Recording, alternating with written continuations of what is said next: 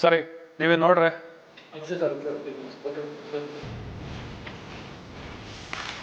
ನಮಸ್ಕಾರ ಸರ್. ನಮಸ್ಕಾರ. ಏನಾಗಬೇಕಾಯ್ತು? ಒಂದು ಕಂಪ್ಲೇಂಟ್ ಕೊಡಬೇಕಾಗಿತ್ತು ಸರ್. ಏನು ಕಂಪ್ಲೇಂಟು? ಸರ್, ನಮ್ಮ ಯಜಮಾನರು ನಿನ್ನೆ ಮನೆಯಿಂದ ಹೋದವರು, ಇನ್ನೂ ಬಂದಿಲ್ಲ. ಫೋನ್ಗೆ ಟ್ರೈ ಮಾಡ್ತಾನೆ ಇದ್ದೀವಿ, ಸ್ವಿಚ್ ಆಫ್ ಬರ್ತಾ ಇದೆ. ನೆಂಟರ ಮನೇಲಿ, ಫ್ರೆಂಡ್ಸ್ ಮನೇಲಿ ಎಲ್ಲ ಕಡೆ ವಿಚಾರಿಸಿದ್ರಾ? ವಿಚಾರಿಸಿದ್ವಿ ಸರ್, ಅಲ್ಲೆಲ್ಲೂ ಇಲ್ಲ. ಮನೇಲೇನಾದರೂ ಜಗಳ ಆಡ್ಕೊಂಡಿದ್ರಾ? ಇಲ್ಲ ಸರ್. ಕಂಪ್ಲೇಂಟ್ ಬರ್ಸಿ ಒಂದು ಫೋಟೋ ಕೊಟ್ಟಾಗಿ ಹುಡುಕ್ಸೋಣ. ಆಯಿತು ಸರ್.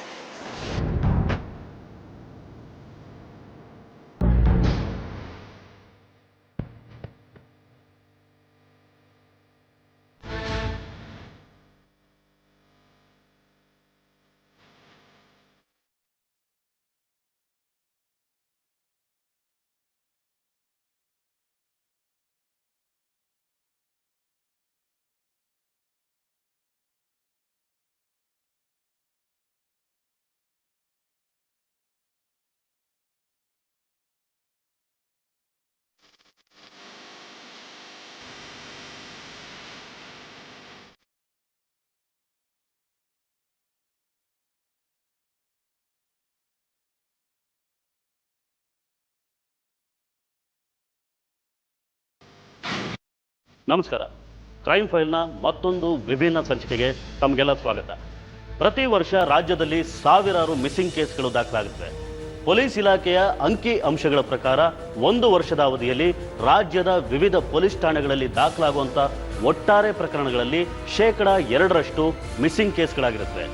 ಅವುಗಳಲ್ಲಿ 0.3% ಮಿಸ್ಸಿಂಗ್ ಕೇಸ್ಗಳು ಕೊಲೆಯಲ್ಲಿ ಅಂತ್ಯಗೊಂಡಿರುತ್ತವೆ. ಹೀಗಾಗಿ ತನ್ನ ಗಂಡ ಒಂದು ರಾತ್ರಿ ಕಳೆದರೂ ಮನೆಗೆ ಬರದೇ ಇದ್ದಾಗ ಸಹಜವಾಗಿ ಆತಂಕಗೊಂಡ ಉಷಾರಾಣಿ ಮೈಕೋ ಲೇಔಟ್ ಪೊಲೀಸ್ ಠಾಣೆಯಲ್ಲಿ ಮಿಸ್ಸಿಂಗ್ ಕಂಪ್ಲೇಂಟ್ ಕೊಡ್ತಾಳೆ.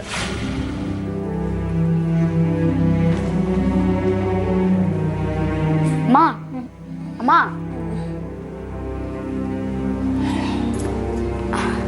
ಯಾಕಮ್ಮ ಇಲ್ಲೇ ಮಲ್ಕೊಂಡಿದ್ಯಾ? ಅಪ್ಪ ಏನಾದರೂ ಫೋನ್ ಮಾಡಿದ್ರೇನೆ, ಅವ್ರು ಬರ್ತಾರೇನೋ ಅಂತ ಕಾಯ್ತಾ ಕಾಯ್ತಾ ರಾತ್ರಿ ಎಲ್ಲ ಇಲ್ಲೇ ಕೂತಿದೆ. ಹಾಗೆ ನಿದ್ದೆ ಬಂದ್ಬಿಟ್ಟಿದೆ, ಗೊತ್ತಾಗ್ಲೇ ಇಲ್ಲ. ಅಪ್ಪ ಯಾಕಮ್ಮ ಹೀಗೆ ಮಾಡಿದ್ರು? ಎಲ್ಲಿ ಹೋಗಿದಾರ ಅವರು? ಯಾವಾಗ ಬರ್ತಾರಮ್ಮ? ಯಾಕೆ ಗೊತ್ತು, 4 ದಿನ ಆಯ್ತು. ಈಗ ಬರ್ತಾರೆ ಆಗ ಬರ್ತಾರೆ ಅಂತ ಕಾಯ್ತಾನೆ ಇದ್ದೀವಿ. ಫೋನ್ ಮಾಡಿದ್ರೆ ಸ್ವಿಚ್ ಆಫ್ ಬರ್ತಾ ಇದೆ. Police complaint ಕೊಟ್ಟಿದ್ದಾಯ್ತು.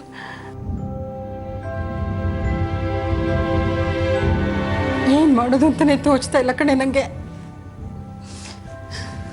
ಏನು ಬೆಳಬೆಳಿಗ್ಗೆ ಅಮ್ಮ ಮಗಳು ಏನೋ ಮಾತಾಡ್ಕೊಂಡು ಕುತ್ಕೊಂಡ್ಬಿಟ್ಟಿದ್ದೀರಾ? ಇನ್ನೇನಿರುತ್ತೆ, ನಮಗಂತೂ ಇವ್ರದ್ದೇ ಯೋಚನೆ ಆಗಿ ಹೋಗಿದೆ. ಈಗೇನಂತಾರೆ ಆಂಟಿ ಪೊಲೀಸ್ನವರು? ಪೊಲೀಸ್ ಕಂಪ್ಲೇಂಟ್ ಕೊಟ್ಟು ಈಗಾಗಲೇ 4 ದಿನ ಆಯ್ತಲ್ವೇನೋ. ಅವ್ರೇನು ಹುಡುಕ್ತಾ ಇದ್ದಾರೋ ಇಲ್ವೋ ಒಂದು ಗೊತ್ತಾಗ್ತಾನೆ ಇಲ್ಲ. ಇನ್ನೊಂದ್ಸತಿ ಸ್ಟೇಷನ್ಗೆ ಹೋಗಿ ಕೇಳಬೇಕಾಗಿತ್ತು ಆಂಟಿ. ಈಗಾಗಲೇ 2 ಸಲ ಹೋಗಿದ್ದೀನಿ ಸ್ಟೇಷನ್ ಹತ್ರ. ಹೆಂಗಸು ನಾನು ಪದೇ ಪದೇ ಸ್ಟೇಷನ್ ಹತ್ರ ಹೋಗೋಕ್ಕೆ ನನಗೂ ಒಂಥರ ಆಗೋದಿಲ್ವಾ? ನೀನೇ ಹೇಳು. ಏನು ಮಾಡೋಕ್ಕಾಗಲ್ಲ ಆಂಟಿ, ಅಲ್ಲಿಲೇಬೇಕು. ಅವ್ರಿಗೆ ನಮ್ದೊಂದೇ ಕೇಸ್ ಇರುತ್ತಾ? ನಮ್ಮ ಥರ 100 ಕೇಸ್ಗಳಿರ್ತವೆ.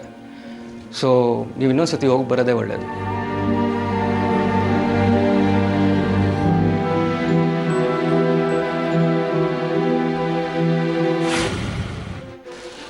ಥೆಫ್ಟ್ ಕೇಸ್ ಹಾಕಿದ್ನ ನಾಳೆ ಕೋರ್ಟಿಗೆ ಪ್ರೊಡ್ಯೂಸ್ ಮಾಡ್ಬೇಕ್ರಿ. ಸರಿ ಸರ್. ನಮ್ಮ ಮಾದೇವಪ್ಪನ ಜೊತೆ ಕಳಿಸಿ. ಏನದು ಫೈಲು? ಅದೇ ಇದ್ರದ್ದು ಸರ್, ಪಾತ್ರ. ನಮಸ್ಕಾರ ಸರ್. ನಮಸ್ಕಾರ, ಹೇಳಿಮ್ಮ. ಸರ್, ಒಂದು ಕಂಪ್ಲೇಂಟ್ ಕೊಟ್ಟಿದ್ದೆ. ಏನು ಕಂಪ್ಲೇಂಟು? ಸರ್ ಇದ್ರು ಅವತ್ತು, ಅವ್ರಿಗೆ ಗೊತ್ತಿದೆ. ಏನು ರೀ ಅದು?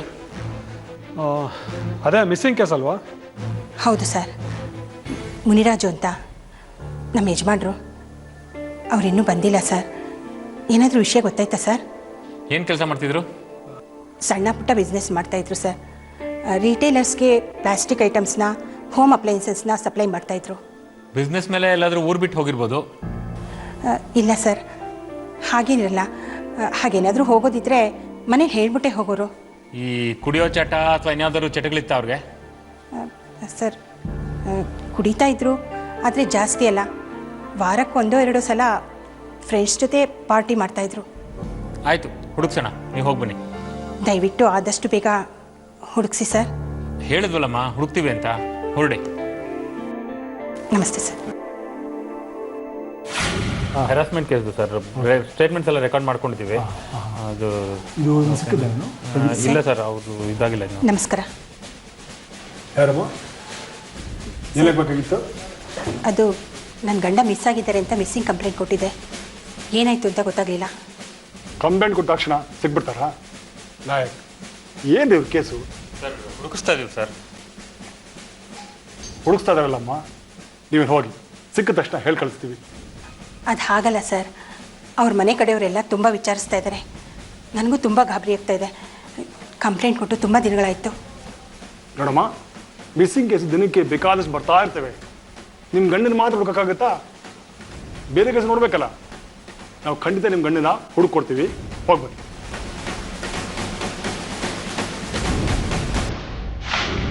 ನೋಡಿಮ್ಮ, ಪೊಲೀಸವರು ನಿಮ್ಮ ಕೇಸಲ್ಲಿ ಏನು ಮಾಡ್ತಾರ ಅಂತ ಕಾಣಿಸುತ್ತೆ. ನಿಮ್ಮೊಬ್ಬರದೇ ನಮ್ಮ ಮಿಸ್ಸಿಂಗ್ ಕೇಸು. ಇಂಥ ಕೇಸ್ಗಳು 1000 ಇರ್ತಾವಮ್ಮ. ಈಗ ನಾನೇನು ಮಾಡಬೇಕು ಸರ್? ಹೆಂಗಸಾಗಿ ಬೇಕಾದಷ್ಟು ಕಡೆ ಹುಡ್ಕಾಡಿದ್ದೀನಿ. 4-5 ಸಲ ಪೊಲೀಸ್ ಸ್ಟೇಷನ್ ಕೂಡ ಹೋಗ್ಬಿಟ್ಟು ಬಂದಿದ್ದೀನಿ. ಸರ್, ಪೊಲೀಸವ್ರನ್ನ ನಂಬ್ಕೊಂಡ್ರೆ ಏನೂ ಆಗಲ್ಲ ಸರ್. ನಾವೇನು ಮಾಡಬೇಕು ಅಂತ ನೀವೇ ಹೇಳಿ ಸರ್. ನೋಡಪ್ಪ, ಕೋರ್ಟ್ಗೆ ನಾವು ಅರ್ಜಿ ಹಾಕ್ಬೋದು, ಮುನ್ರಾಜು ವಿಚಾರದಲ್ಲಿ ಪೊಲೀಸರು ಯಾವ ಕೆಲಸನೂ ಮಾಡ್ತಾ ಇಲ್ಲ ಅಂತ ಹೇಳಿ. ಅದಕ್ಕೆ ನಾನೇನು ಮಾಡಬೇಕು ಸರ್? ನೀವೇನೂ ಮಾಡಬೇಡಿ, ಎಲ್ಲ ನಾನು ಅರೇಂಜ್ ಮಾಡ್ತೀನಿ. ABS ಕಾರ್ಪೊರೇಟ್ ಅರ್ಜಿ ಹಾಕಿದ್ರೆ ನಿಮ್ಮ ಗಂಡನ ಹುಡುಕೊಡೋ ಜವಾಬ್ದಾರಿ ಸರ್ಕಾರದಾಗತ್ತಮ್ಮ.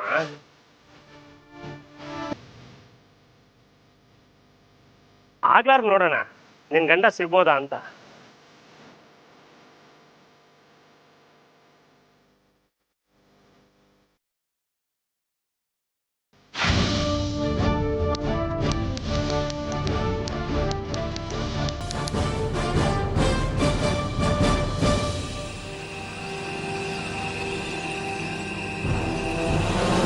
ಮುನಿರಾಜುರವರ ನಾಪತ್ತೆ ಪ್ರಕರಣದ ತನಿಖೆಗೆ ಸಂಬಂಧಪಟ್ಟಂತೆ ಪೊಲೀಸರು ನೀಡಿರುವ ವರದಿಯನ್ನು ಈ ನ್ಯಾಯಾಲಯ ಪರಿಶೀಲಿಸಿದೆ.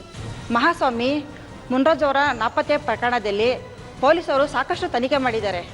ಅದ್ರ ಬಗ್ಗೆ ದಾಖಲೆಗಳು ಮಹಾಸ್ವಾಮಿ.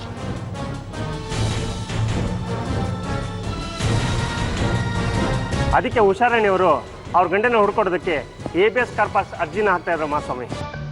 ತಗೊಳಪ್ಪ.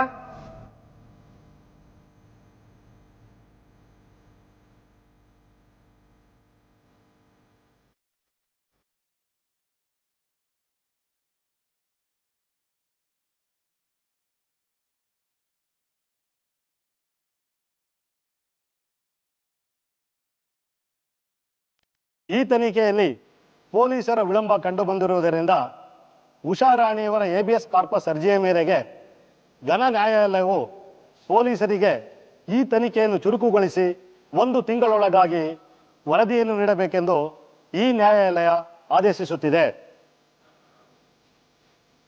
ತಗೊಳಪ್ಪ.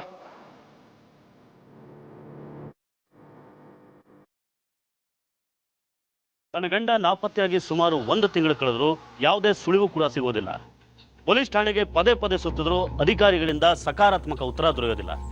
ಇದರಿಂದ ಕಂಗಾಲಾಗಿ ದಿಕ್ಕೆಟ್ಟು ಕುಳಿತ ಉಷಾರಾಣಿಗೆ ವಕೀಲರು ಹೇಬಿಯಸ್ ಕಾರ್ಪಸ್ ಅರ್ಜಿ ಹಾಕೋದಕ್ಕೆ ಸಲಹೆ ಕೊಡ್ತಾರೆ. ಹೇಬಿಯಸ್ ಕಾರ್ಪಸ್ ಅರ್ಜಿ ಅಂದ್ರೆ ಯಾವುದೇ ಮಿಸ್ಸಿಂಗ್ ಪ್ರಕರಣದಲ್ಲಿ ಪೊಲೀಸರು ವಿನಾಕಾರಣ ತನಿಖೆನ ವಿಳಂಬ ಮಾಡಬಾರದು. ಅಷ್ಟೇ ಅಲ್ಲದೆ ತನಿಖೆಯ ಪ್ರಗತಿ ಬಗ್ಗೆ ಕಾಲಕಾಲಕ್ಕೆ ನ್ಯಾಯಾಲಯಕ್ಕೆ ವರದಿ ಮಾಡ್ತಾ ಇರಬೇಕು. ಹೇಬಿಯಸ್ ಕಾರ್ಪಸ್ ಅರ್ಜಿಯಿಂದಾಗಿ ಈ ಪ್ರಕರಣವನ್ನ ಸವಾಲಾಗಿ ಸ್ವೀಕರಿಸಿದ ಪೊಲೀಸರು ತನಿಖೆನ ಮತ್ತಷ್ಟು ಚುರುಕುಗೊಳಿಸ್ತಾರೆ. ಮುನಿರಾಜು ಅವರ ವ್ಯಾಪಾರ ವ್ಯವಹಾರ, ಅವರ ಸ್ನೇಹಿತರು ಮತ್ತು ಸಂಬಂಧಿಕರನ್ನ ತೀವ್ರವಾಗಿ ವಿಚಾರಣೆಗೊಳಪಡಿಸ್ತಾರೆ.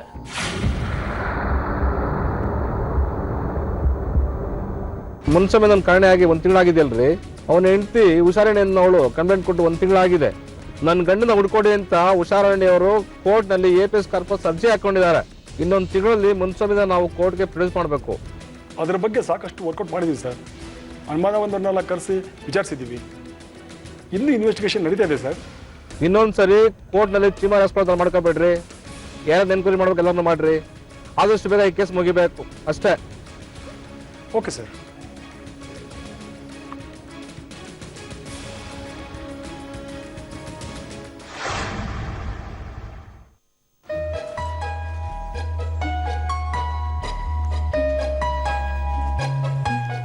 ಹೋ ಹೋ ಹೋ ಹೋ ಏನಿದು ಅಮ್ಮ ಮಗಳು ಸೀರೆನೆಲ್ಲ ರಾಶಿ ಹಾಕೊಂಡು ಕೂತ್ಕೊಂಡ್ಬಿಟ್ಟಿದ್ದೀರಲ್ಲ. ಒಳ್ಳೆ ಟೈಮ್ಗೆ ಬನ್ರಿ ಒಂದು ಸ್ವಲ್ಪ ಹೆಲ್ಪ್ ಮಾಡಿ. ನನ್ನ ಕೈಲಿ ಅದೆಲ್ಲ ಆಗೋದಿಲ್ಲಪ್ಪ. ಹೌದು, ಇದೆಲ್ಲ ಯಾಕೆ ಇಲ್ಲಿ ರಾಶಿ ಹಾಕೊಂಡಿದ್ದೀರಾ? ನಾಳೆ ವುಮೆನ್ಸ್ ಡೇ ಅಲ್ವಾ, ಸ್ಪೆಷಲ್ ಆಗಿ ಸೀರೆಗಳ ಎಕ್ಸಿಬಿಷನ್ ಹಾಕಿದ್ದಾರೆ, ಅದಕ್ಕೆ ಎಲ್ಲ ಜೋಡಿಸ್ತಾ ಇದೀವಿ. ಎಲ್ಲಿ ಎಕ್ಸಿಬಿಷನ್? ಇಲ್ಲೇ ಇಂಡಸ್ಟ್ರಿಯಲ್ ಏರಿಯಾದಲ್ಲಿ. ಲೇಬರ್ ಕ್ಲಾಸ್ ಏರಿಯಾ, ಸುತ್ತಮುತ್ತ ಮನೆಗಳು ಜಾಸ್ತಿ ಇದೆ. ನಾವು ಸೇಲ್ಗೆ ಹಾಕೋ ಸೀರೆಗಳು ಚೀಪ್ ಆಗು ಇರಬೇಕು, ಅಟ್ರಾಕ್ಟಿವ್ ಆಗು ಇರಬೇಕು. ಅದಕ್ಕೆ ಬೆಳಿಗ್ಗೆಯಿಂದ ಹುಡುಕ್ತಾ ಕೂತಿದೀವಿ ಯಾವ್ಯಾವ ಸೀರೆ ಹಾಕೋದು ಅಂತ. ಏನು ಹೇಳಲಿ ನಿನಗೆ, ಜೀನ್ಸ್ ಪ್ಯಾಂಟ್ ಹಾಕೋ ಈ ಯುಗದಲ್ಲಿ ಸೀರೆ ಮಾರಕ್ಕೆ ಹೊರಟಿದ್ಯಲ್ಲ. ನೋಡು, ನಮ್ಮ ಮನೇಲಿರೋ ಹುಡುಗಿನೇ ಸೀರೆ ಉಡಲ್ಲ. ಸಾಕು ಸುಮ್ಮನೆ ರೀ. ಎಲ್ಲೋ ಕಾಲೇಜ್ ಹುಡುಗಿರು, ಸಾಫ್ಟ್ವೇರ್ ಇಂಜಿನಿಯರ್ಸು ಇಂಥವ್ರು ಕಮ್ಮಿ ಸೀರೆ ಉಡ್ತಾರಪ್ಪ. ಇವಳು ಈಗೇನೋ ಡ್ರೆಸ್ಸಸ್ ಹಾಕ್ತಾ ಇರ್ಬೋದು, ಮದುವೆ ಆದ್ಮೇಲೆ ಉಡ್ದೇ ಇರ್ತಾಳ ಅಲ್ವೇನೆ? ಹಾ, ನನಗೇನೋ ಸೀರೆ ಇಷ್ಟಾನೆ, ಆದ್ರೆ ಓಡೋದು ಕಷ್ಟ ಅಷ್ಟೆ. ಸೀರೆ ಉಡೋದು ಕಷ್ಟ ಅಂತ ನೀನು ಹೇಳೋ ಹಾಗೆ ಇಲ್ಲ. ನೀನು ಮದುವೆ ಆಗೋ ಹುಡುಗ, ನೀ ಈ ರೀತಿ ಡ್ರೆಸ್ ಹಾಕೋದನ್ನ ಇಷ್ಟಪಡ್ತಿದ್ರೆ ಏನು ಮಾಡ್ತೀಯಾ? ನೀನು ಸೀರೆ ಉಡೋದನ್ನ ಕಲ್ತ್ಕೊಳ್ಳೇಬೇಕಾಗತ್ತೆ. ಹಾ, ಏ ಹೋಗಪ್ಪ ನೀನು. ನಾನ್ ಮದ್ವೆ ಆಗೋ ಹುಡುಗ, ನಾನ್ ಇಷ್ಟಪಟ್ಟಂತೆ ಡ್ರೆಸ್ ಹಾಕೊಳ್ಳೋದಕ್ ಬಿಡ್ಬೇಕು. ಓಹೋ, ಹಾಗಾದ್ರೆ ನಿನಗೆ ನನ್ನ ಥರದವನ್ನೇ ಹುಡುಕ್ಬೇಕು.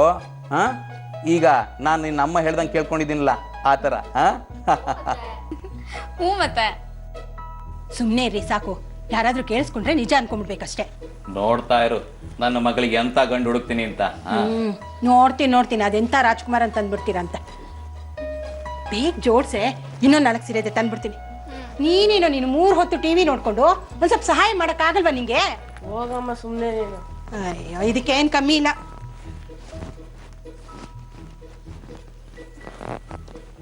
ನೀನು ಹೇಳು ಮಗಳೇ, ನಿನಗೆ ಎಂತ ಗಂಡ ಬೇಕು ಅಂತ, ಅಂಥವನ್ನೇ ಹುಡುಕ್ತೀನಿ. ಅಪ್ಪ ಸುಮ್ಮನೆ ಇರಕ್ ಆಗಲ್ವಾ ನಿಮ್ಗೆ? ಓ, ಏನಕ್ಕ ಮದ್ವೆ ಅಂತ ತಕ್ಷಣ ನಾಚ್ಕೊಂತ ಇದೀಯಾ? ಸುಮ್ಮನೆ ಇರೋ ನೀನು. ಅವನ್ ಯಾಕಮ್ಮ ಸುಮ್ಮನಿರಿಸ್ತೀಯಾ? ಹೋಗ್ಲಿ ಬಿಡು, ನೀನು ನಗ್ತಾ ಇರ್ಬೇಕು ಅಂತ ಹುಡುಗನೇ ಹುಡುಕ್ತೀನಿ. ಆಯ್ತಪ್ಪ.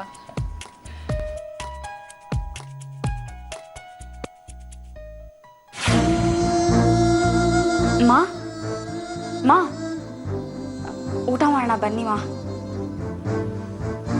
ನಂಗೆ ಹಸಿವಿಲ್ಲ ಕಣೆ, ನಂಗೇನು ಬೇಡ. ಹೋಗು, ಸಂದೀಪಂಗೆ ಊಟ ಬಡಿಸಿ ನೀನು ಊಟ ಮಾಡು.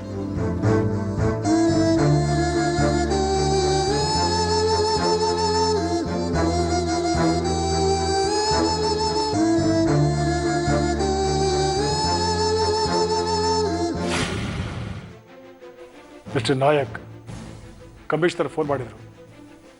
ಆ ಮಿಸ್ಸಿಂಗ್ ಕೇಸು ಏನಾಯ್ತು? ಮುನ್ರಾಜು ಕೇಸ್ ಅಲ್ವಾ ಸರ್? ಇನ್ವೆಸ್ಟಿಗೇಷನ್ ನಡೀತಾ ಇದೆ ಸರ್. ಅಲ್ರಿ, ಅವನ ಹೆಂಡತಿ ಹೇಬಿಯಸ್ ಕಾರ್ಪಸ್ ಅರ್ಜಿ ಹಾಕಿದ್ದಾಳೆ. 1 ತಿಂಗಳಲ್ಲಿ ಮುನ್ರಾಜುನ ಕೋರ್ಟ್ಗೆ ಪ್ರೊಡ್ಯೂಸ್ ಮಾಡಬೇಕು. ಸರ್, ಎಲ್ಲ ಸ್ಟೇಷನ್ಗೂ ಮಿಸ್ಸಿಂಗ್ ಮೆಸೇಜ್ ಕಳ್ಸಾಗಿದೆ. ಆಮೇಲೆ ಕಾಣೆಯಾಗಿರೋ ಪೋಸ್ಟ್ ಕೂಡ ಅಂಟಿಸಿದೀವಿ. ಪ್ಲಸ್ ಡೌಟ್ ಇರೋರ್ನೆಲ್ಲ ಕರೆದು ವಿಚಾರಿಸಿದೀವಿ ಸರ್. ಅವ್ರ ಹೆಂಡತಿ ಕೋರ್ಟ್ಗೆ ಅರ್ಜಿ ಹಾಕಿದ್ಮೇಲೆ ಏನಾದರೂ ಡೆವಲಪ್ಮೆಂಟ್ಸ್ ಆಗಿದೆಯಾ ಅಂತ ನೋಡಿ. ಹಾಗೆ ಅವ್ರ ಮನೆ ಹತ್ರ ಇನ್ನೊಂದ್ಸಲ ಹೋಗಿ ಬನ್ನಿ. ಓಕೆ.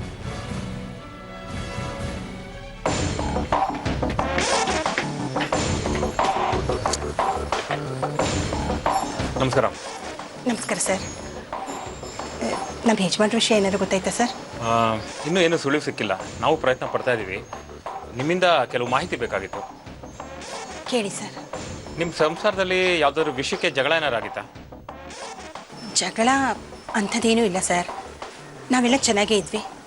ಅಲ್ಲಮ್ಮ, ಎಲ್ಲ ಚೆನ್ನಾಗಿದ್ದಿದ್ರೆ ಇದಕ್ಕಿದಾಗೆ ಮನೆ ಬಿಟ್ಟು ಯಾಕೆ ಹೋಗ್ತಾರೆ? ಅದು ನನಗೆ ಗೊತ್ತಿಲ್ಲ ಸರ್. ದಯವಿಟ್ಟು ಸರ್, ಏನಾದರೂ ಮಾಡಿ ನೀವೇ ಹುಡುಕೊಡ್ಬೇಕು ಅವ್ರನ್ನ. ಹೇಳಿದ್ನಲ್ಲಮ್ಮ, ಹುಡುಕ್ತಾ ಇದ್ದೀವಿ ಅಂತ. ಖಂಡಿತ ಹುಡುಕೊಡ್ತೀವಿ. ಈಕೆ ಯಾರು? ಪ್ರಿಯಾಂಕಾ ಅಂತ. ನಿಮ್ಮ ಹಸ್ಬೆಂಡ್ ಜೊತೆ ಈ ಮಕ್ಕಳ ಎಜುಕೇಷನ್ ವಿಷಯಕ್ಕೆ ಅಥವಾ ಮದುವೆ ವಿಷಯಕ್ಕೆ ಈ ಥರ ಯಾವ್ದಕ್ಕಾದ್ರು ಜಗಳ ಆಗಿತ್ತಾ? ಅದು ಸರ್, ನಮ್ಮ ಬಿಸ್ನೆಸ್ ವಿಷಯದಲ್ಲಿ ನಮ್ಗೆ ಸಹಾಯಕ್ಕೆ ಅಂತ ಸುರೇಶ ಮಹೇಶ ಅಂತ 2 ಹುಡುಗರಿದ್ದಾರೆ ಸರ್. ಅದರಲ್ಲಿ ಮಹೇಶ್ ಅನ್ನೋ ಹುಡುಗನಿಗೆ ನನ್ನ ಮಗಳನ್ನ ಕೊಟ್ಟು ಮದುವೆ ಮಾಡಬೇಕು ಅಂತ ನಾನು ಅಂದ್ಕೊಂಡಿದ್ದೆ. ಆದರೆ ಅದು ನನ್ನ ಹಸ್ಬೆಂಡ್ಗೆ ಇಷ್ಟ ಇರಲಿಲ್ಲ. ಏನೇ ಆಗಲಿ ನೋಡು, ನೀನೇ ಸರಿ ಮಹೇಶ, ಸರಿಯಾಗಿ ಬುದ್ಧಿ ಕಲಿಸಿದ್ಯಾ. ಅಯ್ಯೋ ಆಂಟಿ, ನಿಮ್ಗೆ ಗೊತ್ತಿಲ್ಲ, ಶೆಟ್ಟಿನೂ ಕಾಮಿಡಿ ಪೀಸೆ, ಅವ್ರ ಹೆಂಡತಿನೂ ಕಾಮಿಡಿ ಪೀಸೆ. ನಮಗಂತೂ ತಲೆ ಕೆಟ್ಟೋಯ್ತು. ಸರ್ ನಮಸ್ಕಾರ ಸರ್. ಏನಿಲ್ಲ, ಅದು ಸ್ವಲ್ಪ ಬ್ಯಾಲೆನ್ಸ್ ಅಮೌಂಟ್ ಇತ್ತು, ಕೊಡಬೇಕಿತ್ತು, ಅದಕ್ಕೆ ಬಂದಿದ್ದೆ. ಏನ್ರಿ ಇದು, ಇವತ್ತಿಷ್ಟು ಬೇಗ ಮನೆಗೆ ಬಂದ್ಬಿಟ್ಟಿದ್ದೀರಾ? ಬೇಗ ಕೆಲಸ ಮುಗೀತು, ಅದಕ್ಕೆ ಬಂದೆ.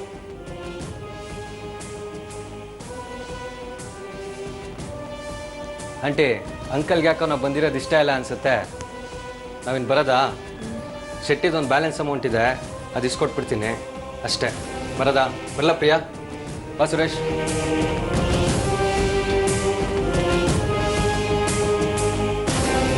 ರೀ ಸ್ವಲ್ಪ ಬನ್ನಿ ಇಲ್ಲಿ. ಏನು ಮನೆಗೆ ಬಂದವ್ರ ಹತ್ರ ಹೀಗೆ ನಡ್ಕೊಳ್ಳೋದು ನೀವು? ಇನ್ನು ಹೇಗೆ ನಡ್ಕೋತಾರೆ?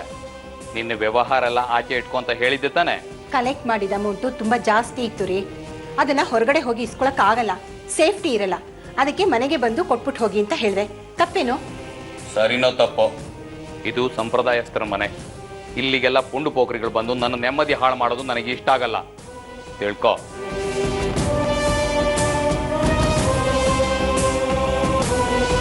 ವ್ಯವಹಾರದಲ್ಲಿ ಸಾಕಷ್ಟು ಗಲಾಟೆಗಳಾಗಿದ್ರು, ಸಣ್ಣ ಪುಟ್ಟ ವಾಗ್ವಾದಗಳಿದ್ರು.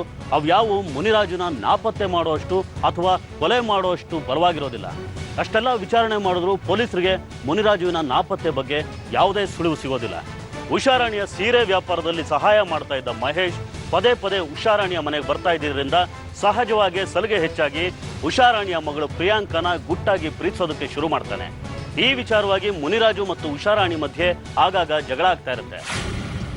ಏನಮ್ಮ, ನಿನಗೆ ಮಹೇಶ್ನ ಮದುವೆ ಆಗಕ್ಕೆ ಇಷ್ಟ ಆಯ್ತಾ? ಇಷ್ಟ ಆಯಿತು ಸರ್. ನಾವಿಬ್ಬರು ಒಬ್ರನ್ನೊಬ್ರು ಪ್ರೀತಿಸ್ತಾ ಇದ್ವಿ. ಅಮ್ಮ ಒಪ್ಪಿದ್ರು, ಆದರೆ ಅಪ್ಪಂಗೆ ಇಷ್ಟ ಇರಲಿಲ್ಲ. ಅಂದರೆ ನಿಮ್ಮ ಅಪ್ಪಂಗೆ ಮಹೇಶ್ ಮತ್ತು ಸುರೇಶ್ ಮೇಲೆ ಸಿಟ್ಟಿತ್ತು? ಕೋಪ ಅಂತೇನಿಲ್ಲ ಸರ್. ಮಹೇಶಂಗೆ ಅಪ್ಪನ ಮೇಲೆ ಭಾಳ ಗೌರವ ಇತ್ತು. ನಾವಿಬ್ಬರು ಅವ್ರನ್ನ ಒಪ್ಪಿಸಿ ಮದುವೆ ಆಗೋಣ ಅಂತಿದ್ವಿ. ಸರಿ, ನಿಮ್ಮ ಹಸ್ಬೆಂಡ್ನ ಬೇರೆ ಯಾವ್ದಾದ್ರು ದ್ವೇಷಕ್ಕೆ ಅಥವಾ ದುಡ್ಡಿನ ವಿಚಾರಕ್ಕೆ ಕಿಡ್ನಾಪ್ ಮಾಡಿರ್ಬೋದು ಅಂತ ನಿಮ್ಗೇನಾದ್ರು ಅನುಮಾನ ಇದೆಯಾ?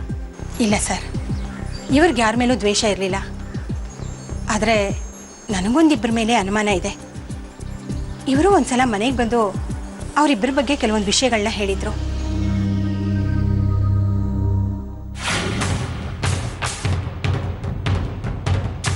ಬಾ ಮುನ್ರಾಜು, ಬಾ. ಟೀ ಕುಡಿದ್ಯಾ? ಟೀ ಕುಡಿಯೋದಿರ್ಲಿ, ನನ್ನ ದುಡ್ಡು ಯಾವಾಗ ಕೊಡ್ತೀಯಾ? ಅಯ್ಯೋ ಮುನ್ರಾಜು, ಯಾಕಷ್ಟು ಅರ್ಜೆಂಟ್ ಮಾಡ್ತೀಯಾ? ಕೊಡ್ತೀನಿ ಬಿಡು. ಅದೇ ಯಾವಾಗ ಅಂತ. ನಾನೀಗಷ್ಟು ಪ್ರಾಬ್ಲಮಲ್ಲಿ ಇದ್ದೀನಿ. ಯಾವಾಗ ಅಂತ ಕರೆಕ್ಟಾಗಿ ಹೇಳು. ಆಯ್ತು, ನೀನೇ ಒಂದು ಟೈಮ್ ಹೇಳು, ಅವಾಗ ಕೊಟ್ಬಿಡ್ತೀನಿ. ಸರಿ, ನಾನು ಹೇಳಿದ ಟೈಮಿಗೆ ಕೊಡ್ತೀಯಾ? ಪಕ್ಕ ಕೊಟ್ಬಿಡ್ತೀನಿ. ಹಾಂ, ನಾಳೆ ಸಾಯಂಕಾಲ ತಂದು ಕೊಟ್ಬಿಡು. ನಾಳೆ ಅಂದರೆ ಹೇಗಾಗತ್ತೆ? ಒಂದು ತಿಂಗಳಾದರೂ ಟೈಮ್ ಕೊಡು.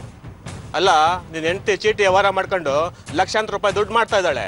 ನೀನು ನೋಡಿದ್ರೆ ಇಸ್ಕೊಂಡಿರೋ ಸಾಲ ತೀರ್ಸೋದು ಬಿಟ್ಟು ಇಲ್ದಿರ ಡವ್ ಮಾಡ್ತಾ ಇದೀಯಾ. ನಾಳೆ ಸಂಜೆ ದುಡ್ಡು ತಂದು ಕೊಡು. ನಾನು ಗೊತ್ತಲ್ಲ ಎಂಥ ಕೆಟ್ಟ ನನ್ನ ಮಗ ಅಂತ.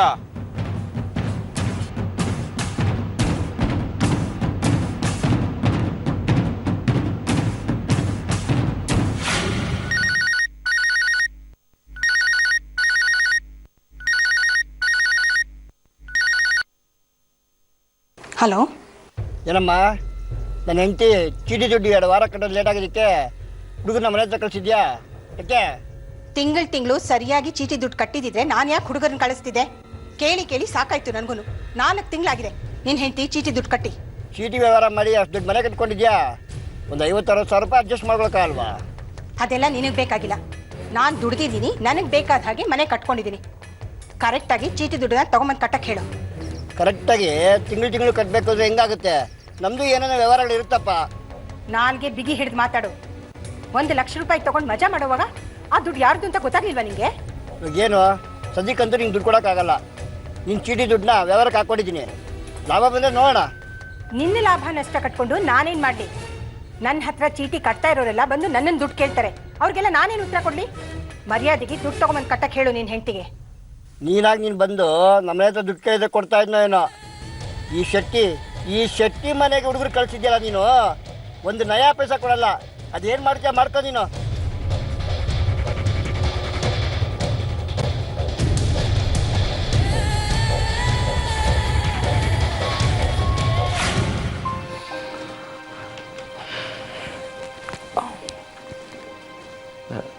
ಮಕ್ಕಳಲ್ಲೇ ಊಟ ಮಾಡಿ ಮಲಗಿಬಿಟ್ವಾ?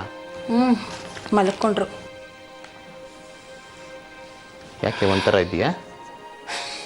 ಅದೇ ರೀ, ರಾಧಾ ಅನ್ನೋಳೊಬ್ಳು ನನ್ನ ಹತ್ರ ಚೀಟಿ ಹಾಕ್ತಾ ಇದ್ಲಲ್ಲ, 4 ತಿಂಗಳಿಂದ ದುಡ್ಡು ಕೊಟ್ಟಿಲ್ಲ. ಕೇಳಿದ್ದಕ್ಕೆ ಅವಳ ಗಂಡನ ಹತ್ರ ಫೋನ್ ಮಾಡಿಸಿದಾಳೆ. ಆ ಮನುಷ್ಯ ಬಾಯಿಗೆ ಬಂದ ಹಾಗೆಲ್ಲ ಮಾತಾಡ್ದ ಇವತ್ತು. ರಾಧಾ ಅಂದರೆ ದಿನಕ್ಕೆ 4 ಸರಿ ಬಂದು ನಾನು ತುಂಬ ಕಷ್ಟದಲ್ಲಿದ್ದೀನಿ, ದುಡ್ಡು ಬೇಕು ಅಕ್ಕ ಅಂತ ಕೇಳ್ತಿದ್ಲಲ್ಲ, ಅವಳೇನಾ? ಅವಳೇ. ದುಡ್ಡು ವಸೂಲಿಗೆ ಅಂತ ಮಹೇಶನ ಅವಳ ಮನೆ ಹತ್ರ ಕಳಿಸಿದ್ದೆ. ಇವನು ಜೋರು ಮಾಡಿದ್ದಾನೆ, ಅದಕ್ಕೆ ಗಂಡಂಗೆ ಹೇಳಿ ನನಗೆ ಫೋನ್ ಮಾಡಿಸಿದ್ದಾಳೆ. ಅದಕ್ಕೆ ನಾನು ನಿನಗೆ ಈ ಚೀಟಿ ವ್ಯವಹಾರ ಎಲ್ಲ ಬೇಡ ಅಂತ ಹೇಳಿದ್ದು. ಸುಮ್ಮನೆ ಇಲ್ದೇ ಇರೋ ರಗಳೆಗಳು. ಯಾರೋ ಏನೋ ಅಂತಾರೆ ಅಂತ ಸಾವಿರಾರು ರೂಪಾಯಿ ಲಾಭ ತರೋ ಬಿಸ್ನೆಸ್ ಬಿಟ್ಬಿಟ್ರೆ ಮನೆ ಹೇಗ್ರಿ ನಡಿಬೇಕು? ಮನೆ ನಡಿಬೇಕು ನಿಜ, ಆದರೆ ಈಗ ನೋಡು, ನಾನು ನನ್ನ ಬಿಸ್ನೆಸ್ಸಿಗೋಸ್ಕರ ಸಾಲ ಮಾಡ್ಕೊಂಡು ಒದ್ದಾಡ್ತೀನಿ. ಇಲ್ಲಿ ನಿನ್ನ ಕತೆ ಬೇರೆ. ಪೊಲೀಸ್ ಕಂಪ್ಲೇಂಟ್ ಕೊಟ್ಬಿಡೋಣ, ಇಲ್ಲಾಂದರೆ ಮತ್ತೆ ನಾಳೆ ನಮಗೆ ತೊಂದರೆ ಆಗುತ್ತೆ. ಬೇಡ ರೀ, ಪೊಲೀಸು ಅಂತಂದರೆ ಎಲ್ಲ ವ್ಯವಹಾರನೂ ಕೆದಕ್ತಾರೆ. ನಾಳೆ ನನ್ನ ಬಿಸ್ನೆಸ್ಗೆ ತೊಂದರೆ ಆಗುತ್ತೆ. ನೀವು ಆ ಮನುಷ್ಯಗೆ ಒಂದ್ಸಲ ಫೋನ್ ಮಾಡಿ ಜೋರು ಮಾಡಿ, ದುಡ್ಡು ಕೊಟ್ಟರು ಕೊಡಬಹುದು. ಆಯಿತು, ನಾಳೆ ನಾನೇ ಮಾತಾಡ್ತೀನಿ. ಒಂದು ವೇಳೆ ನನ್ನ ಮಾತು ಅವ್ನು ಕೇಳಿಲ್ಲ ಅಂದರೆ ಮುಂದೆ ಏನು ಮಾಡಬೇಕು ಅದನ್ನು ಮಾಡೋಣ.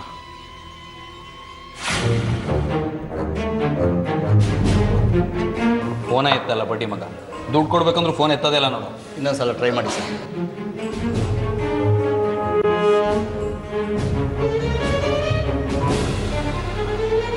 ಏನು ಶೆಟ್ಟಿ, 2 ದಿನದಿಂದ ಫೋನ್ ಮಾಡ್ತಾನೆ ಇದ್ದೀನಿ, ನಿನ್ನ ಫೋನೇ ಎತ್ತಾ ಇಲ್ಲ. ಇವಾಗ ಫೋನ್ ತೆಗ್ದಿದ್ದೀನಲ್ಲ, ಏನು ವಿಷಯ ಹೇಳು? ನಿನ್ನ ಹೆಂಡ್ತಿಗೆ 1 ಲಕ್ಷ ಚೀಟಿ ದುಡ್ಡು ತೊಗೊಂಡು ಮಜಾ ಮಾಡೋಕ್ಕಾಗತ್ತೆ, ಕರೆಕ್ಟಾಗಿ ತಿಂಗಳು ಕಟ್ಟಕ್ಕಾಗೋದಿಲ್ವಾ? ದುಡ್ಡು ಸಿಕ್ಕಿದ್ಮೇಲೆ ನಿನ್ನ ಹೆಂಡತಿ ಕೊಡ್ತೀನಿ ಅಂತ ಹೇಳಿದ್ನಲ್ಲ, ಯಾಕೆ ಹಂಗೆ ಜರಾಡ್ತಾ ಇದೆಯಾ? ಕಟ್ಟಬೇಕಾದ ದುಡ್ಡು ನಮ್ಮ ಮನೆಗೆ ತಂದು ಕೊಡು, ಇಲ್ಲ ಅಂದ್ರೆ ನಿನ್ನ ಮನೆ ಹತ್ರ ಜನನ ಕರ್ಕೊಂಬರ್ಬೇಕಾಗತ್ತೆ. ಮರ್ಯಾದಸ್ಥರ ಜೊತೆ ಹೆಂಗ್ ನಡ್ಕೋಬೇಕು ಅಂತ ನಿಂಗೂ ಗೊತ್ತಿಲ್ಲ, ನಿನ್ನ ಹೆಂಡತಿಗೂ ಗೊತ್ತಿಲ್ಲ. ಕರ್ಕೊಂಬರ್ತಾರಂತೆ, ಕರ್ಕೊಂಬರಲಿ, ನಾನು ನೋಡ್ಕೋತೀನಿ. ನೀನೆಂತ ಮರ್ಯಾದಸ್ಥನೋ? ಕಟ್ಟಬೇಕಾಗಿರೋ ದುಡ್ಡು ಕಟ್ಟೋ ಯೋಗ್ಯತೆ ಇಲ್ಲ. ನಿನ್ನ ಹೆಂಡತಿ ಕಂಡೋರು ದುಡ್ಡು ತೊಗೊಂಡು ಊರಲ್ಲೆಲ್ಲ ಮಜಾ ಮಾಡ್ತಾ ಇದ್ದಾಳೆ, ನೀನು ಮರ್ಯಾದೆ ಬಗ್ಗೆ ಮಾತಾಡ್ತೀಯನೋ? ನಿನ್ನ ಹೆಂಡತಿ ಇನ್ನೇನು ಯಾರನ್ನ ಹುಡುಗರೆಲ್ಲ ಹಾಕೊಂಡು ಊರೆಲ್ಲ ಸುತ್ತಾಳೆ, ನೀನು ಕುಡಿದ್ಬಿಟ್ಟು ಚರಂಡಿ ಬಿದ್ದಿತ್ಯಾ, ನೀನು ನನಗೆ ಹೇಳ್ತೀಯಾ? ಏಯ್, ಅದೆಲ್ಲ ಬೇಕಾಗಿಲ್ಲ ನಿನಗೆ. ದುಡ್ಡು ಯಾವತ್ತು ತಂದು ಕೊಡ್ತೀಯ ಮೊದಲು ಹೇಳು, ಇಲ್ಲ ಅಂದ್ರೆ ನಿನಗೂ ನಿನ್ನ ಹೆಂಡತಿಗೂ ಒಂದು ವ್ಯವಸ್ಥೆ ಮಾಡ್ತೀನಿ ನೋಡು. ನೀನೇನೋ ವ್ಯವಸ್ಥೆ ಮಾಡೋದು? ನೀನು ಹಿಂಗೆ ಫೋನ್ ಮಾಡಿ ಟಾರ್ಚರ್ ಮಾಡ್ತಾ ಇರೋ, ದುಡ್ಡು ಕೊಡೋದಿಲ್ಲಿ. ಏಯ್, ನಿನ್ನೆ ಇಲ್ಲ ಅನ್ಸ್ಬಿಡ್ತೀನಿ, ಇಡೋ ಫೋನು. ಹಲೋ, ಏಯ್ ಶೆಟ್ಟಿ, ಕಟ್ ಮಾಡ್ಬಿಡ ಫೋನ್.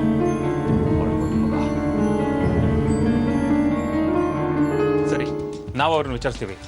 ಈ ಶೆಟ್ಟಿ ಅಂತ ಹೇಳಿದ್ರಲ್ಲ, ಅವ್ರ ಮನೆಯಲ್ಲಿರೋದು? ಸರ್, ಅವ್ರ ಮನೆ ಇಲ್ಲೇ ಭಾರತಿ ಲೇಔಟ್ನಲ್ಲಿ. ಸರಿ, ನಾವೇನು ಬರ್ತೀವಿ. ಏನಾದ್ರು ವಿಷಯ ತಿಳಿದ್ರೆ ನಾನು ನಿಮಗೆ ಕಾಲ್ ಮಾಡ್ತೀನಿ. Thank you.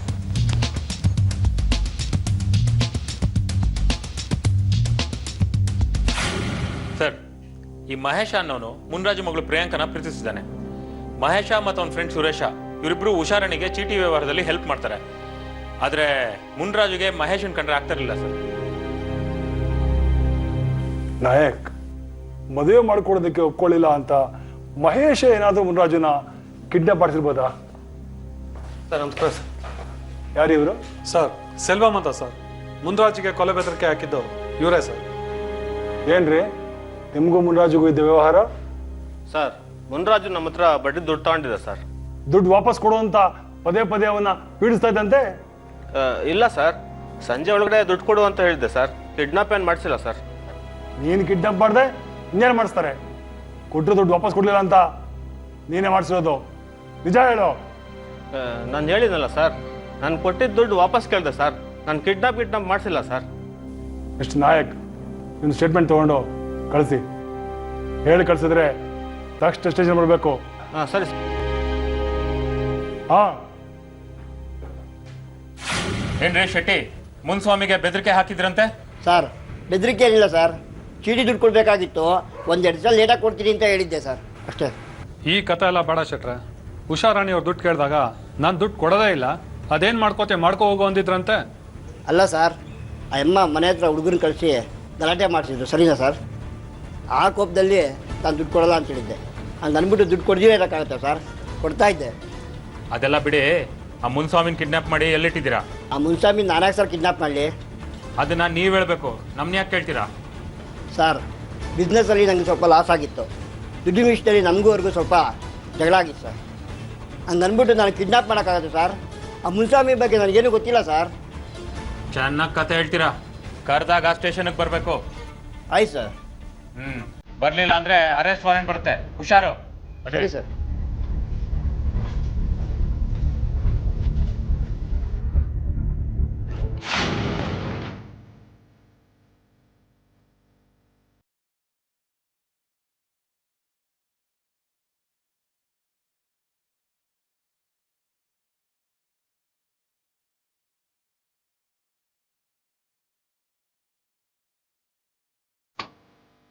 ಏನ್ರಿ ಮನೇಲಿ ಯಾರು ಇರಂಗೆ ಕಾಣ್ತಿಲ್ಲ, ಎಲ್ಲ ಹೊರಟ್ಬಿಟ್ಟಿದ್ದಾರೆ. ಬನ್ನಿ ಸರ್, ಪಕ್ಕದಲ್ಲಿ ವಿಚಾರಿಸೋಣ. ನಡೀರಿ.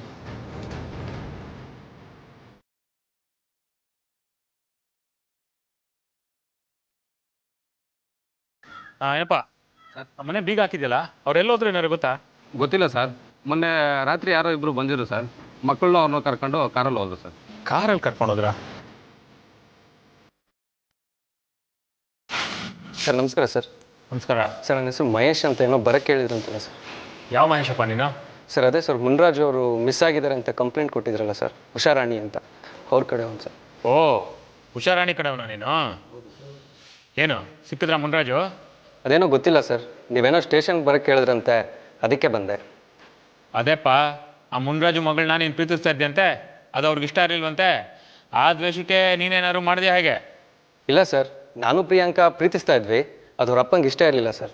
ಅದಕ್ಕೆ ಅಂದ್ಬಿಟ್ಟು ಅವ್ರಿಗೇನು ತೊಂದರೆ ಕೊಟ್ಟಿಲ್ಲ ಸರ್. ಬೇಕಾದ್ರೆ ನೀವು ಅವ್ರ ಮನೆಯವ್ರನ್ನ ಕೇಳ್ಬೋದು ಸರ್.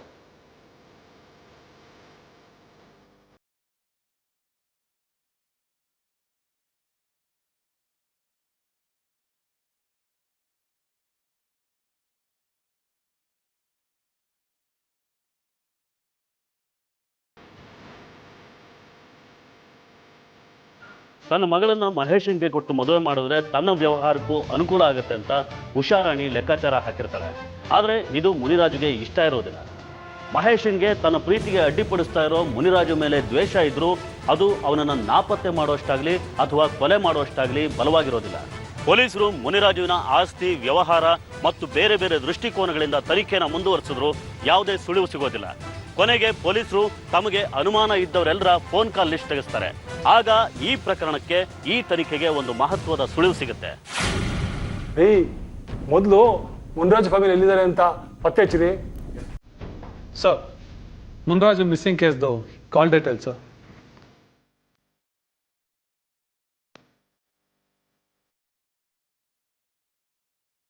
ಕಳೆದ 1 ತಿಂಗಳಿಂದ ದಿನಕ್ಕೆ 3-4 ಸರ್ತಿ ಈ ನಂಬರ್ಗಳಿಂದ ಕಾಲ್ ಬಂದಿದೆ. ಆದರೆ ಮುನ್ರಾಜು ಕಾಣೆ ಆದಮೇಲೆ ಈ ನಂಬರಿಂದ ಕಾಲ್ ಬಂದಿಲ್ಲ, ಹೋಗಿಲ್ಲ. ಈ 2 ನಂಬರ್ ಟ್ರೇಸ್ ಔಟ್ ಮಾಡಿ ಎಲ್ಲಿದ್ದಾರೆ ಅಂತ ನೋಡಿ ತಗೊಂಡು ಬನ್ನಿ.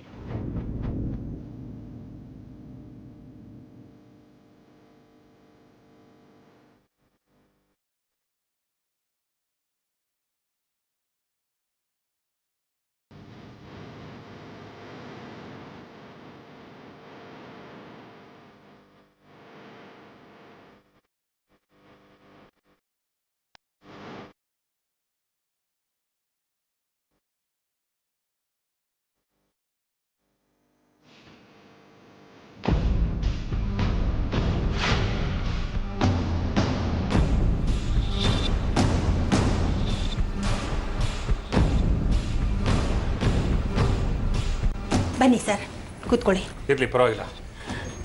ಹೇಳಿ ಸರ್. ಈಗ ತಾನೆಲ್ಲ ಹೋಗಿ ಬರ್ತಿರೋ ಹಾಗಿದೆ. ಎಲ್ಲಿಗೆ ಹೋಗಿದ್ರಿ? ದೇವಸ್ಥಾನಕ್ಕೆ ಹೋಗಿದ್ದೆ ಸರ್.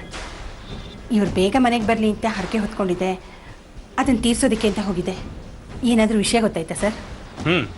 ನಿಮ್ಮ ಹಸ್ಬೆಂಡ್ನ ಕಿಡ್ನ್ಯಾಪ್ ಮಾಡಿದ್ದೀನಿ ಅಂತ ಹೇಳ್ಕೊಂಡು ಯಾರೋ ಒಬ್ಬ ಬಂದಿದ್ದಾನೆ. ಯಾರು ಸರ್ ಅದು? ನೀವು ಸ್ಟೇಷನ್ಗೆ ಬನ್ನಿ, ಅವನ್ನ ಗುರ್ತಿಸ್ಬೇಕು. ಅವ್ನು ಕೊಟ್ಟಿರೋ ಹೇಳಿಕೆಗಳು ನಿಮ್ಮ ಸ್ಟೇಟ್ಮೆಂಟ್ಸು ಎರಡು ಮ್ಯಾಚ್ ಆಗಬೇಕು. ಅದಕ್ಕೆ ನಿಮ್ಮನ್ನು ಕರ್ಕೊಂಬನ್ನಿ ಅಂತ ಸಾಹೇಬ್ರು ಹೇಳಿದ್ದಾರೆ. ಬನ್ನಿ.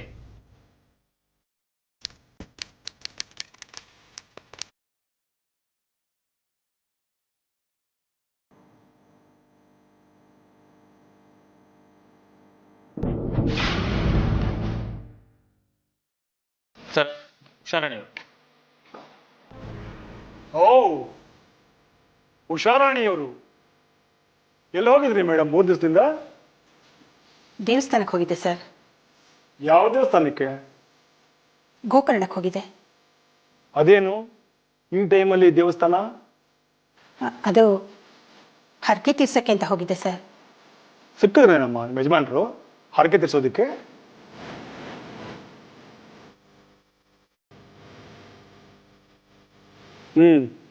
ಹೋಗ್ಲಿ, ಈ ಮಹೇಶ ಸುರೇಶ ಅಂದರೆ ಯಾರು? ಅದು ಸರ್, ಅವರು ನಾನು ಚೀಟಿ ವ್ಯವಹಾರ ಮಾಡ್ತಾ ಇದ್ದೀನಿ ಅಂತ ಹೇಳಿದ್ನಲ್ಲ, ಅದಕ್ಕೆ ಹೆಲ್ಪ್ ಮಾಡ್ತಾಯಿದ್ರು. ಚೀಟಿ ನಡೆಸ್ತಾ ಇರಬೇಕಾದ್ರೆ ನಿಮ್ಮಿಬ್ಬರಿಗೂ ದಿನ ಫೋನ್ ಕಮ್ಯುನಿಕೇಷನ್ ಇತ್ತಾ? ಹಾಗೇನಿಲ್ಲ ಸರ್, ನಾನು ತುಂಬ ಸಲ ಮಾಡಿದ್ದೀನಿ. ನಿನ್ನ ಗಂಡ ಮಿಸ್ ಆದಮೇಲೆ ನೀನು ಅವ್ರಿಗೆ ಫೋನ್ ಮಾಡಿಲ್ಲ, ಅವರು ನಿನಗೆ ಫೋನ್ ಮಾಡಿಲ್ಲ, ಯಾಕೆ? ಫೋನ್ ಕಾನ್ಫಿಡೆನ್ಸ್ ಅಲ್ಲ ನಮ್ಮ ಹತ್ರ ಇದೆ, ಸುಳ್ಳು ಹೇಳೋ ಹಾಗೆಲ್ಲ ನೀನು ಹೋಗಿ ಹೇಳ್ಕೊಂಬಂದೆ ಅವ್ರಿಬ್ರನ್ನ.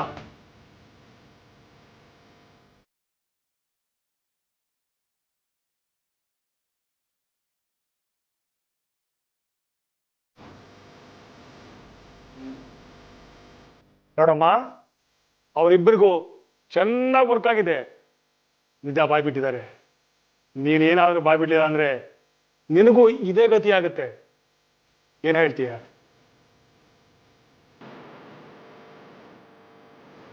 ನಿನಗೂ ಅವಳು ಹಾಗೆ ವರ್ಕ್ ಮಾಡಬೇಕಾಗುತ್ತೆ.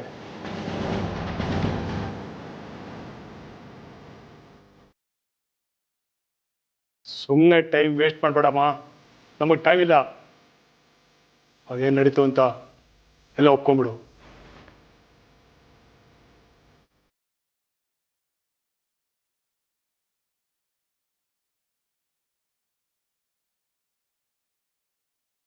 ರೇ, ಬಾಯ್ ಮಾತಿಗೆ ಒಪ್ಕೊಳ್ಳೋ ಕಾಣಲ್ಲ, ಹೇಳ್ಕೊಂಡ್ರೆ ಹೇಳ. ಬೇಡ ಸರ್, ಹೇಳ್ತೀನಿ. ಹೇಳು. ನಾನೇ ಸರ್ ಕೊಲೆ ಮಾಡಿಸಿದ್ದು. ಅವರು ತುಂಬ ಕಾಟ ಕೊಡ್ತಾ ಇದ್ರು ಸರ್.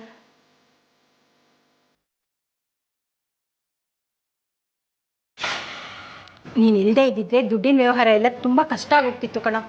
ಅಯ್ಯೋ, ನಿಮ್ಮ ದುಡ್ಡು ಬೇರೆ ನಮ್ಮ ದುಡ್ಡು ಬೇರೆನಾ ಆಂಟಿ? ಅದ್ರ ಬಗ್ಗೆ ಎಲ್ಲ ನೀವು ಯೋಚನೆ ಮಾಡೋಕೆ ಹೋಗ್ಬೇಡಿ. ಆಯಿತು, ನಾನು ಇನ್ನು ನೋಡ್ತೀನಿ. Hello uncle. ಆಯ್ತು ಆಂಟಿ, ನಾನು ಹೊರ್ತೀನಿ. ಅವನು ಯಾಕೆ ಬಂದಿದ್ದ ಇಲ್ಲಿ? ಒಂದಿಬ್ರು ಚೀಟಿ ದುಡ್ಡು ಕೊಟ್ಟಿರಲಿಲ್ಲ ರೀ, ಅದನ್ನು ವಸೂಲಿ ಮಾಡ್ಕೊಂಡು ಬಾ ಅಂತ ಹೇಳಿದ್ದೆ, ಅದನ್ನು ಕೊಡೋಕ್ಕೆ ಅಂತ ಬಂದಿದ್ದ. ನಿನ್ನ ಚೀಟಿ ದುಡ್ಡನ್ನು ಅವನು ಯಾಕೆ ವಸೂಲಿ ಮಾಡ್ಕೊಡ್ಬೇಕು? ಹೇಳಿದ್ನಲ್ಲ ರೀ, ಎಲ್ಲರ ಹತ್ರ ಹೋಗಿ ನಾನೇ ಚೀಟಿ ದುಡ್ಡನ್ನು ವಸೂಲಿ ಮಾಡೋಕ್ಕಾಗೋದಿಲ್ಲ, ಅವನು ಸ್ವಲ್ಪ ಜೋರಿದ್ದಾನೆ, ಹೋಗಿ ವಸೂಲಿ ಮಾಡಿಕೊಡ್ತಾನೆ, ಅದಕ್ಕೆ ಇಟ್ಕೊಂಡಿದ್ದೀನಿ. ಆಯಿತು, ಈ ವ್ಯವಹಾರನೆಲ್ಲ ಮನೆ ಹೊರಗಡೆ ಇಟ್ಕೋ. ಗುರುತು ಪರಿಚಯ ಇಲ್ದಿರೋನ್ನ ಮನೆ ಒಳಗಡೆ ಸೇರಿಸ್ಕೋಬೇಡ. ಅವನೇನು ಕೆಟ್ಟ ಹುಡುಗ ಅಲ್ಲ ರೀ, ನನಗೆ ಚೆನ್ನಾಗಿ ಗೊತ್ತು, ಒಳ್ಳೆ ಹುಡುಗ, ನಮಗೇನು ತೊಂದರೆ ಮಾಡೋ ಅಂಥನಲ್ಲ. ಹಾಗೇನಾದ್ರು ಇದ್ದಿದ್ರೆ ನಾನು ಅವನನ್ನ ದುಡ್ಡು ಕಲೆಕ್ಟ್ ಮಾಡೋಕ್ಕೆ ಹೇಳ್ತಾ ಇದ್ನಾ? ಮನೆ ಒಳಗಡೆ ವಯಸ್ಸಿಗೆ ಬಂದು ಹೆಣ್ಣು ಮಗಳಿದ್ದಾಳೆ. ಗುರುತು ಪರಿಚಯ ಇಲ್ಲದೆ ಇರೋರನ್ನ ಹೊತ್ತಲು ಸೇರಿಸ್ಕೊಂಡ್ರೆ ಏನು ಅನಾಹುತ ಆಗುತ್ತೆ ಅನ್ನೋದು ಗೊತ್ತಲ್ವಾ ನಿನಗೆ? ನಮ್ಮ ಜಾಗ್ರತೆಯಲ್ಲಿ ನಾವಿರಬೇಕು. ನೀವು ಹೇಳ್ತಾ ಇರೋದು ಸರಿನೇ, ಇನ್ಮೇಲೆ ಯಾರನ್ನೂ ಕರೆಯೋದಿಲ್ಲ ಬಿಡಿ. ಬನ್ನಿ ಊಟ ಮಾಡೋಣ, ನಡಿ.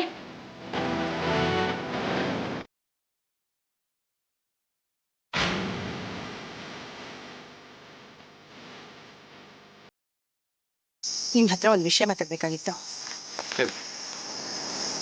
ನಮ್ಮ ಪ್ರಿಯಾಂಕಾಗೆ ಮದುವೆ ಮಾಡೋದು ಬೇಡವಾ? ಅವಳಿಗೂ ಮದುವೆ ವಯಸ್ಸಾಗ್ತಾ ಇದೆ ಅಲ್ವಾ? ಆಯ್ತು, ನಾನು ಒಳ್ಳೆ ಹುಡುಗ ಹುಡುಕ್ತಾ ಇದ್ದೀನಲ್ಲ. ಅಲ್ಲ ರೀ, ಅದು ನಮ್ಮ ಪ್ರಿಯಾಂಕಾ ಮತ್ತು ಮಹೇಶು ಒಬ್ಬರನ್ನೊಬ್ಬರು ತುಂಬ ಪ್ರೀತಿಸ್ತಾ ಇದ್ದಾರೆ. ಮಹೇಶ್ ನನಗೆ ಕೊಟ್ಟು ಪ್ರಿಯಾಂಕನ ಮದುವೆ ಮಾಡಿದ್ರೆ ಅವರಿಬ್ಬರ ಆಸೆನೂ ಈಡೇರ್ದಂಗೆ ಆಗುತ್ತೆ, ನಮ್ಮ ಬಿಸ್ನೆಸ್ಗೂ ಹೆಲ್ಪ್ ಆಗುತ್ತಲ್ವಾ? ಆ ಹಲ್ಕ ನನ್ನ ಮಗನ ವಿಷಯ ನನ್ನ ಹತ್ರ ಮಾತಾಡಬೇಡ. ಅವ್ನು ನಡೀತಾನೆ ಸರಿ ಇಲ್ಲ, ಅವನಿಗೊಂದು ಕೆಲಸ ಇಲ್ಲ, ಕಾರ್ಯ ಇಲ್ಲ, ಪೊಂಟು ಪೋಖ್ರಿಗಳ ಜೊತೆ ಓಡಾಡ್ತಿರ್ತಾನೆ. ಅಂಥವನಿಗೆ ನನ್ನ ಮಗನ ಕೊಡೋದ? ಇನ್ನೊಂದು ಸರಿ ಅವನ ವಿಷಯ ನನ್ನ ಹತ್ರ ಮಾತಾಡಬೇಡ.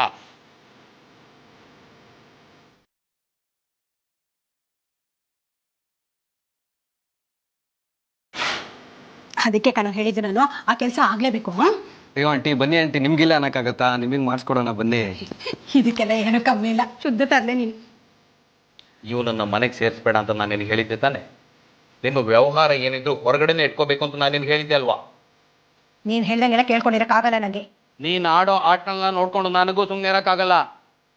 ರೂಮಲ್ಲಿ ಏನೇ ನಿಮ್ಮಿಬ್ರು ವ್ಯವಹಾರ? ನಾನು ಅದನ್ನು ಗುಗ್ಗು ಅಂದ್ಕೊಂಡಿದ್ಯಾ? ನೀವಿಬ್ರು ಆಡೋ ಈ ನವರಂಗಿ ಆಟಗಳು ನನಗೇನು ಗೊತ್ತಾಗಲ್ಲ ಅಂದ್ಕೊಂಡಿದ್ಯಾ?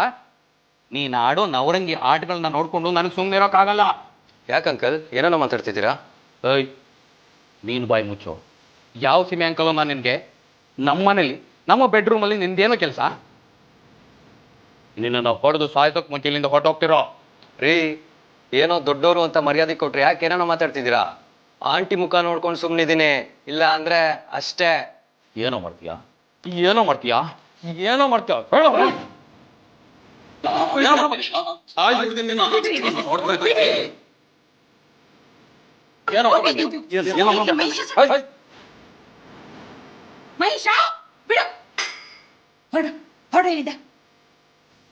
ಇದೆ ನಿಂಗೆ? ಹೋಗಲ್ಲ. ಚಿಕ್ಕ ಹುಡುಗನ ಜೊತೆ ಏನ್ರಿ ನಿಮ್ದು? ಅದನ್ನೇ ನಾನು ಕೇಳ್ತಾ ಇರೋದು. ಆ ಚಿಕ್ಕ ಹುಡುಗನ ಜೊತೆ ಚಕ್ಕಂದ ಆಡ್ತಿದ್ಯಲ್ಲ, ನಾಚೋಗಲ್ಲ ನಿನ್ಗೆ? ನಾಚಿಕೆ ನನಗೆ ಯಾಕೆ ಆಗ್ಬೇಕು? ಗಂಡಸಾಗಿ ನಿಮಗಾಗ್ಬೇಕು. ಸಾಯಿಸ್ಬಿಡ್ತೀನಿ ನಾಯಿ. ಮಾಡು ಹಲ್ಕ ಕೆಲಸ ಮಾಡಿ ನನಗೆ ಎದುರು ಮಾತಾಡ್ತೀಯಾ?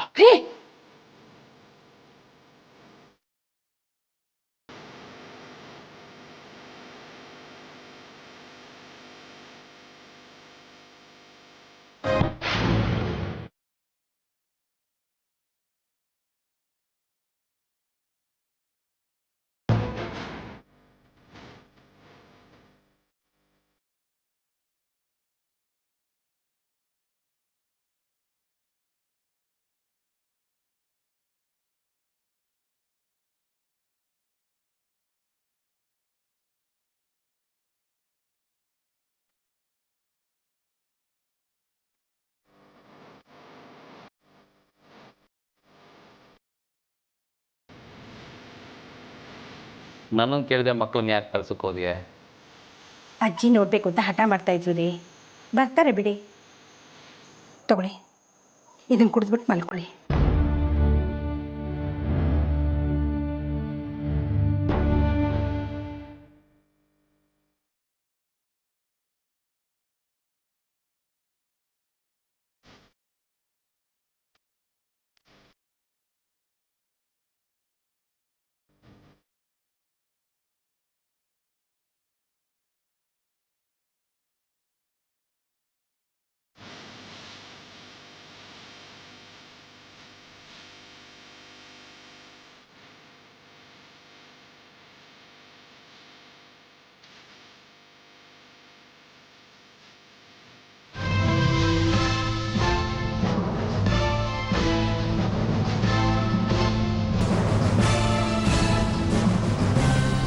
ಬೇಗ ಕೆಲಸ ಮುಗಿಸಿ.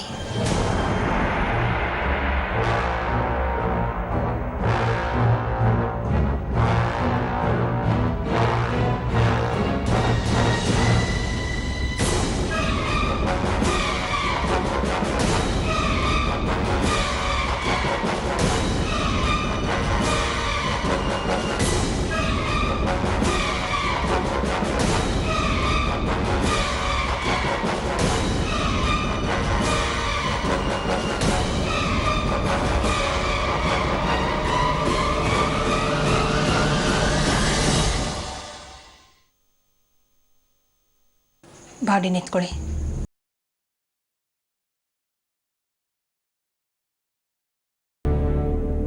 ದಿನ ರಾತ್ರಿ ಕುಡಿದು ಬಂದು ಹೆಂಡ್ತಿನ ಹೊಡೆಯೋದು, ಬಾಯಿಗೆ ಬಂದ ಹಾಗೆ ಬೈಯೋದು ಮುನಿರಾಜುವಿನ ಪ್ರತಿನಿತ್ಯದ ಕೆಲಸ ಆಗಿರುತ್ತೆ.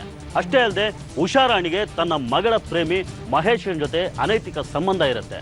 ಈ ವಿಚಾರ ಮುನಿರಾಜು ಗೊತ್ತಾಗಿ ಉಷಾರಾಣಿಗೆ ಮತ್ತಷ್ಟು ದೈಹಿಕವಾಗಿ ಮಾನಸಿಕವಾಗಿ ಹಿಂಸೆ ಕೊಡೋದಕ್ಕೆ ಶುರು ಮಾಡ್ತಾನೆ. ಗಂಡ ಹೆಂಡತಿ ಮಧ್ಯೆ ಪ್ರತಿದಿನ ಜಗಳ ಆಗ್ತಾ ಇರುತ್ತೆ.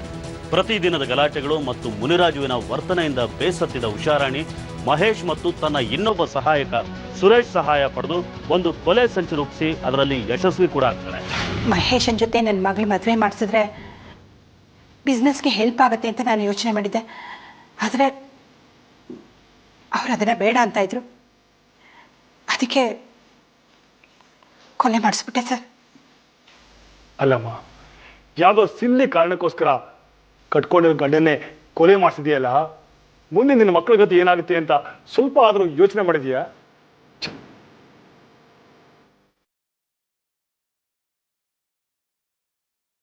ವೀಣಾ,